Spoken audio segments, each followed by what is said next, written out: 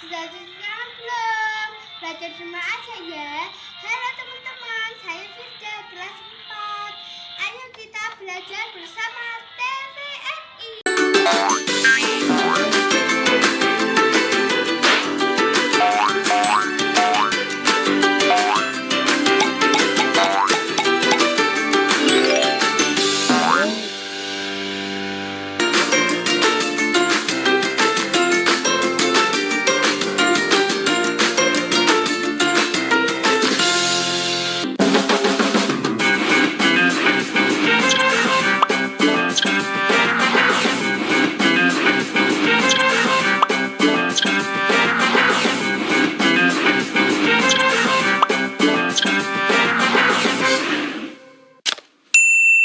Halo adik-adik, hari ini kita kembali belajar di rumah untuk menghindari penyebaran COVID-19. Kali ini kita belajar sains bersama Kak Herman ya. Ayo sediakan alat tulis dan bersiaplah menjawab pertanyaan. Kerjakan pertanyaan ini sebagai PR dengan bimbingan guru atau orang tuamu ya. Sekarang mari kita simak pelajaran dari Kak Herman. Aku jalan ya. Ya, Nah, kau mati.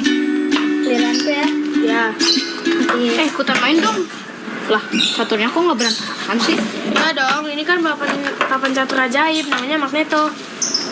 Kan nyari kalau ada orang lagi main jangan iseng. Aku bingung deh.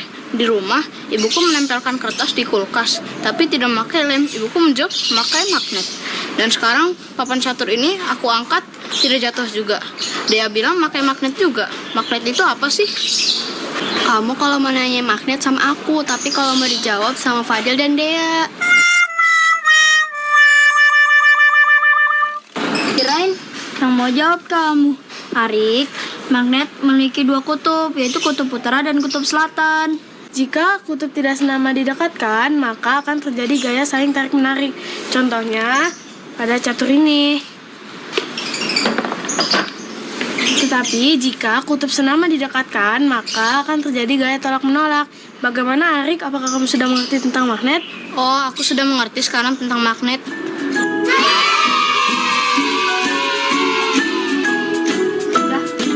Jalan lagi ya. Halo Sobat X Science, senang sekali Kak Herman dapat berjumpa kembali dalam program kesayangan kita, X Science, Eksplorasi Sains. Sobat X Science, jika sebuah magnet kita potong terus-menerus, maka kita akan mendapatkan magnet-magnet kecil. Magnet-magnet kecil ini disebut sebagai magnet elementer, alias magnet domain, yang memiliki sifat dapat menarik beberapa benda. Tapi, ada juga loh, benda-benda yang tidak dapat ditarik oleh magnet. Nah, sekarang mari kita perhatikan perbedaan berikut ini. Magnet bisa menarik paku dan klip kertas. Namun, magnet tidak dapat menarik sendok plastik dan ranting. Paku dan klip kertas termasuk benda magnetis, sedangkan sendok plastik termasuk benda non-magnetis.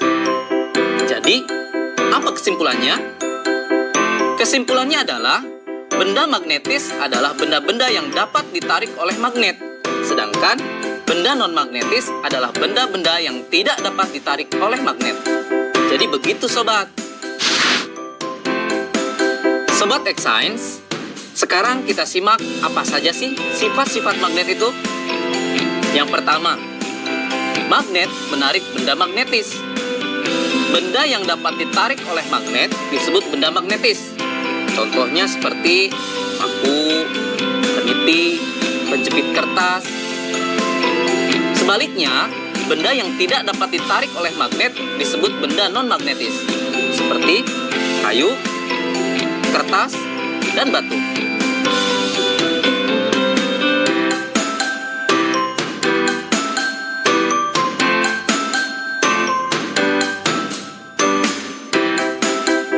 Sifat yang kedua adalah magnet mempunyai dua kutub. Biasanya disebut kutub utara dan kutub selatan.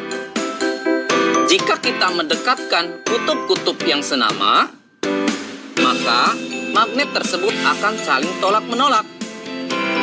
Sebaliknya, jika kita mendekatkan kutub-kutub yang tidak senama, maka magnet tersebut akan tarik-menarik. Loh, kok bisa ya Sobat X-Science? Ternyata hal ini terjadi karena arah gaya magnet keluar dari kutub utara masuk ke kutub selatan.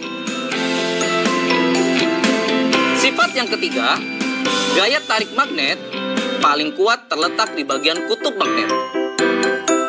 Garis medan magnet secara alami berkumpul bersama di ujung magnet.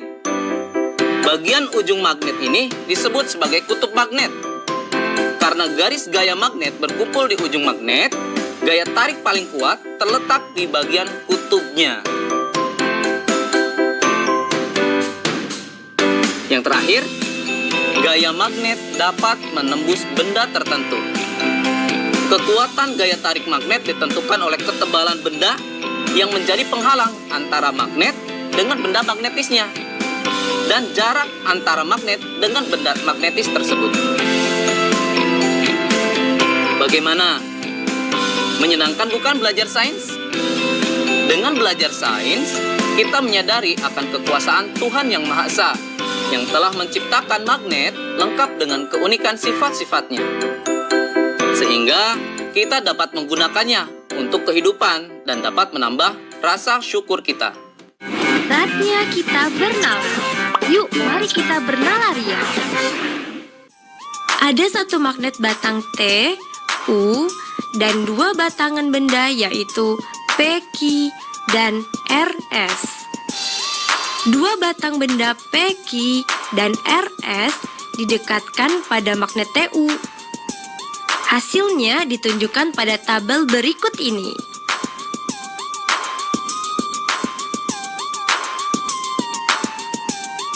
Apa yang dapat kamu simpulkan mengenai dua batang benda P, Q, dan RS tersebut? Coba jelaskan.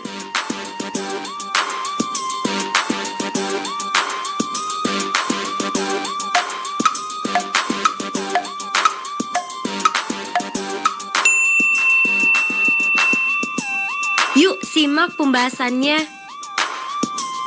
P, Q adalah magnet, sedangkan RS adalah benda magnetis.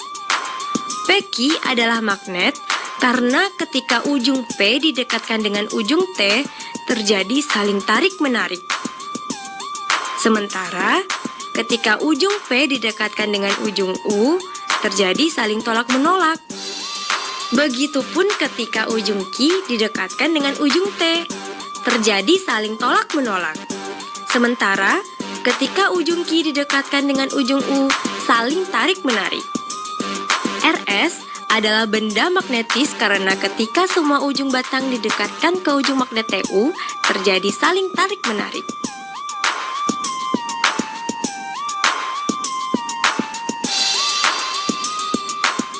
Nah adik-adik, sekarang waktunya menjawab pertanyaan. Siap-siap mencatat ya. Pertanyaannya adalah, benda-benda apa saja di rumahmu yang bisa ditarik magnet? Dan benda-benda apa yang tidak bisa ditarik magnet? Dicatat ya. Benda-benda apa saja di rumahmu? Siapa di sini yang tidak tahu kereta api? Pasti udah pada tahu kan?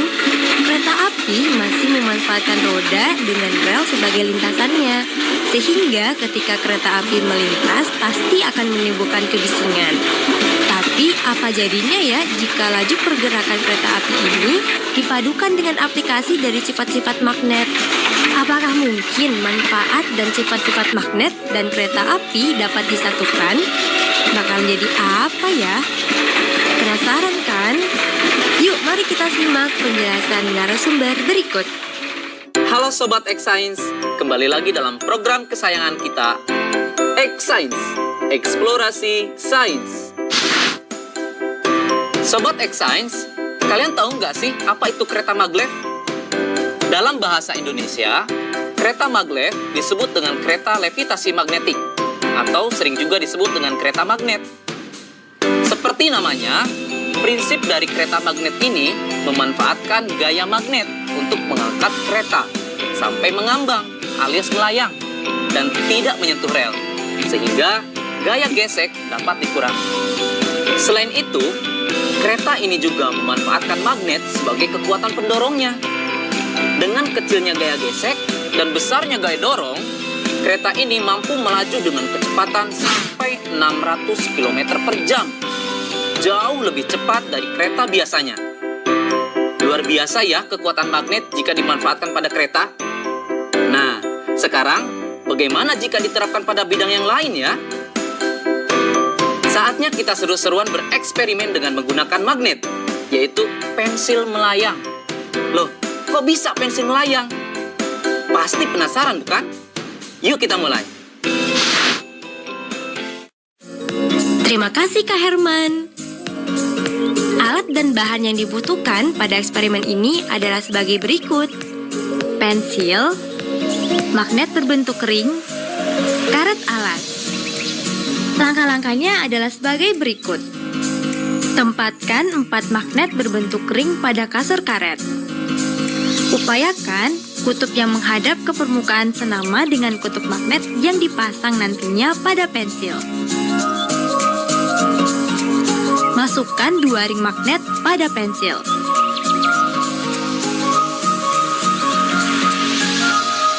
Tempelkan pensil pada sandaran kasur karet.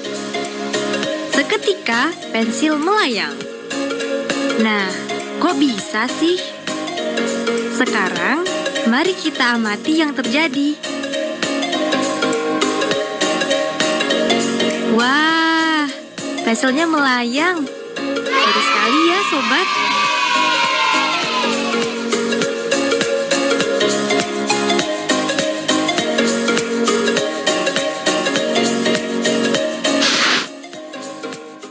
Adik-adik, tadi sudah melihat kan percobaan pensil melayang?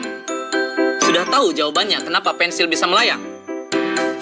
Pensil dapat terangkat ke atas dan melayang karena pengaruh dari gaya tolak-menolak kutub magnet yang senama antara magnet yang ada di pensil dan magnet yang ada di styrofoam.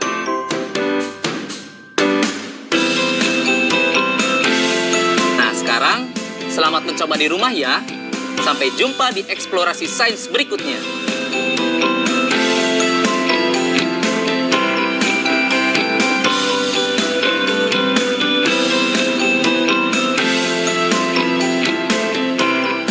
Nah adik-adik, menarik ya penjelasan Kak Herman. Ada kereta yang bisa melayang seperti kereta magnet maglev. Dan ternyata kita juga bisa membuat pensil melayang. Sekarang waktunya menjawab pertanyaan. Siap-siap mencatat ya. Pertanyaannya adalah, bagaimana kereta magnet maglev menggunakan gaya magnet? Dicatat ya, bagaimana kereta magnet maglev menggunakan gaya magnet? Nanti jawablah pertanyaan ini sebagai tugas di rumah ya. Kerjakan pertanyaan dengan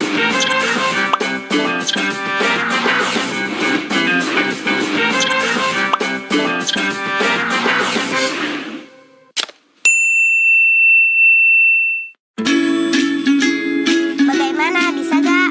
Bisa dong, caranya kita gabungkan kabel ini ke bohlam. Lalu kita hubungkan ujung kabel yang lain ke bawah baterai.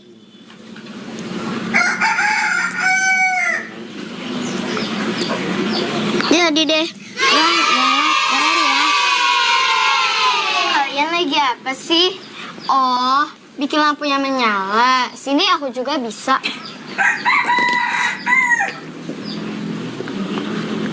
Lihat ya.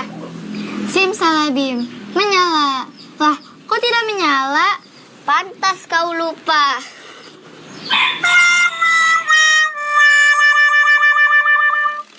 Halo Sobat X-Science, kembali lagi bersama Kak Herman dalam program kesayangan kita, X-Science, Eksplorasi Sains. Sobat X-Science, tahu tidak kenapa bohlam bisa menyala ketika dihubungkan dengan baterai menggunakan kabel? Itu karena ada arus listrik yang mengalir. Nah, arus listrik itu mengalir dari kutub positif ke kutub negatif, atau dari tegangan yang lebih tinggi ke tegangan yang lebih rendah. Bagaimana ya dengan larutan? Bisa tidak menghantarkan listrik? Baik adik-adik, kita buktikan yuk dengan eksperimen. Sobat X-Science, eksperimen kita kali ini adalah percobaan larutan elektrolit dan non-elektrolit. Alat dan bahan yang dibutuhkan dalam eksperimen ini yaitu toolkit listrik yang berisi gauge-meter, aquades, air garam, dan air asam jawa. Setelah semua alat dan bahan tersedia, maka langkah selanjutnya, masukkan ujung kabel ke larutan aquades, lalu amati jarum pada meteran alat atau disebut gauge. Tidak bergerak. Setelah itu, ulangi proses kegiatan dengan menggunakan larutan air garam dan larutan asam jawa. Perhatikan pergerakan jarum pada gauge meter.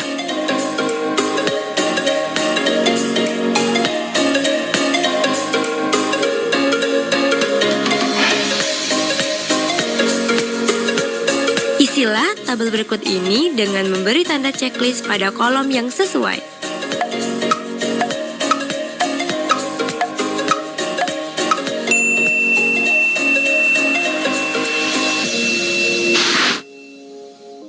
Sobat X-Science, sekarang kita simak ya penjelasan hasil eksperimennya. Ternyata ada dua macam larutan berdasarkan kemampuannya dalam menghantarkan arus listrik. Larutan yang tidak menghantarkan arus listrik disebut larutan non-elektrolit. Sementara, larutan yang bisa menghantarkan arus listrik disebut larutan elektrolit. Kok bisa demikian ya adik-adik? Begini, kakak jelasin ya. Larutan non-elektrolit tidak dapat menghantarkan arus listrik karena di dalamnya tidak ada ion. Contohnya, air aquades atau air murni.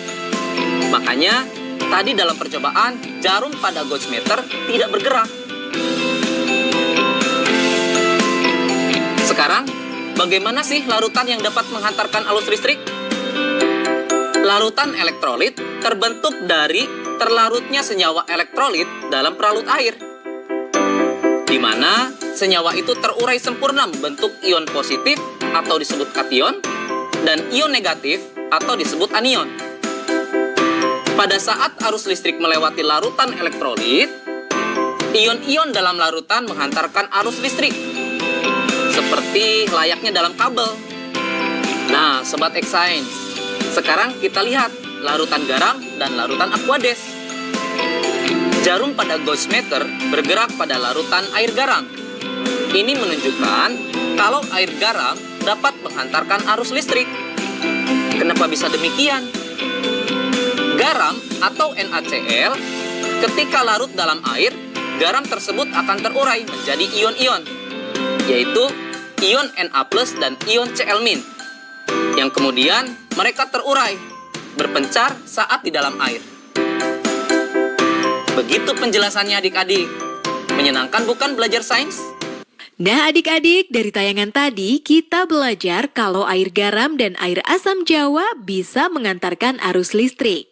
Sekarang waktunya menjawab pertanyaan. Siap-siap mencatat ya. Pertanyaannya adalah, kenapa air garam bisa mengantarkan arus listrik? Dicatat ya, kenapa air garam bisa mengantarkan arus listrik? Nanti jawablah pertanyaan ini sebagai tugas di rumah ya. Kerjakan pertanyaan dengan bimbingan guru atau orang tuamu. Sekarang adik-adik belajar di rumah aja bersama Kak Herman hanya di